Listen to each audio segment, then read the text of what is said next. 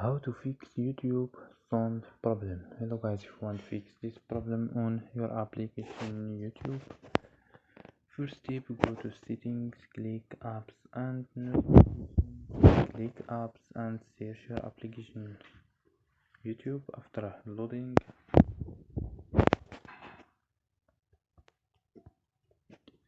so go to force stop, click OK and go to storage and just click clear cache.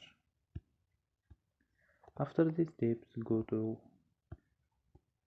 storage and click clear cache and go to data and turn off mobile data and turn on mobile data.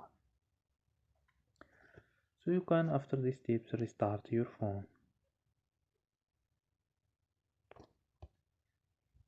So don't forget like and subscribe. Bye.